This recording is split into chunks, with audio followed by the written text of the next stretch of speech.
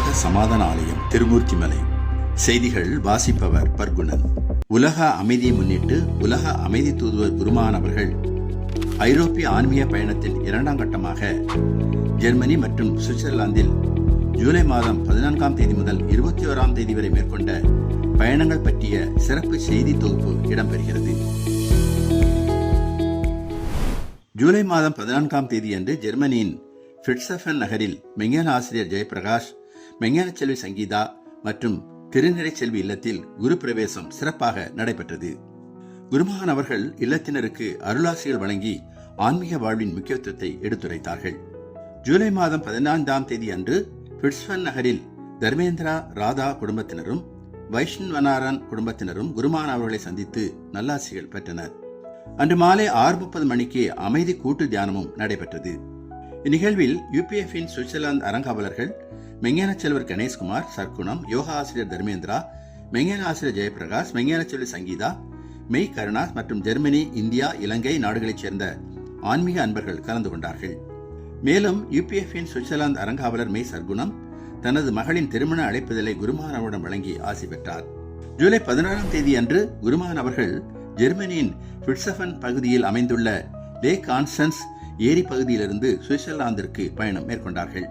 குருமகான் அவர்களுடன் மெஞ்ஞான ஆசிரியர் ஜெயபிரகாஷ் அவரது குடும்பத்தினரும் பயணித்தனர். அன்று மெஞ்ஞான செல்வர் ரகுபதி, மெஞ்ஞான செல்வி சந்திரிகா, மெய் ரோஷன், மெய் பிரியா அவர்களின் இல்லங்களில் குரு பிரவேசம் நடைபெற்றது. மேலும் அருணாதேவி குடும்பம், பாரி வினோஜா குடும்பம், ராஜா திகன் குடும்பம், சசிலா குடும்பம் மற்றும் மினி அரவிலியா குடும்பம் ஆகிய குடும்பங்களுக்கும் குருமகான் அவர்கள் அருளாசி வழங்கினார்கள்.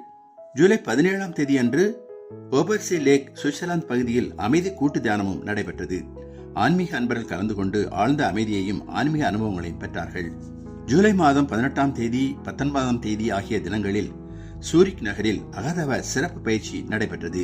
இந்த பயிற்சியை மெஞ்ஞான ஆசிரியர் ஜெயபிரகாஷ், மெஞ்ஞான ஆசிரியர் கண்ணன் ஆகியோர் ஒருங்கிணைத்தார்கள்.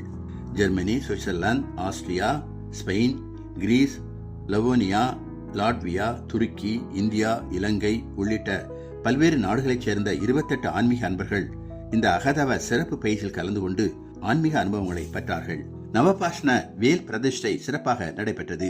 இந்நிகழ்வில் UPF-இன் சுவிட்சர்லாந்து அரங்காவலர்கள் மெஞ்ஞான செல்வர் கணேஷ்குமார், மெய் சர்க்குணம், மெய் கருணாஸ், மெய் ஆசிரியர் ஜெயபிரகாஷ், மெஞ்ஞான ஆசிரியர் கண்ணன், மெஞ்ஞான செல்வி சங்கீதா மற்றும் பல மெய் அன்பர்கள் கலந்து கொண்டார்கள்.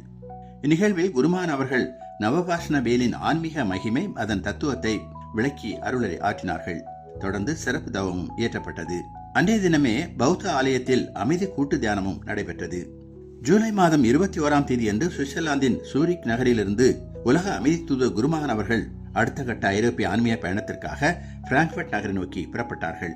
அப்போது மெய்யன்பர்கள் அனைவரும் குருமகான் அவர்களை அன்புடனும் மரியாதையுடனும் சிறப்பாக வழி அனுப்பி வைத்தார்கள். இவ்வாறு ஜெர்மனி மற்றும் சுவிட்சர்லாந்தில் நடைபெற்ற குரு பிரவேசங்கள், அமைதி தியானங்கள், அகதவ சிறப்பு பயிற்சிகள், நவபாஷ்ண வேல் பிரதிஷ்டை மற்றும் ஆன்மீக சந்திப்புகள் ஆகியவை உலக அமைதி, மனிதநேயம் மற்றும் ஆன்மீக விழிப்புணர்வு என்ற உயரிய லட்சியத்தை மேலும் வலுப்படுத்தும் வகையில் சிறப்பாக நடைபெற்றன. உலக அமைதி தூதுவர் குருமகான் அவர்களின் ஐரோப்பிய ஆன்மீக பயணத்தின் அடுத்த கட்ட நிகழ்வுடன் மீண்டும் சந்திப்போம். இத்துடன் செய்திகள் நிறைவடைந்தன. சந்தோஷம்.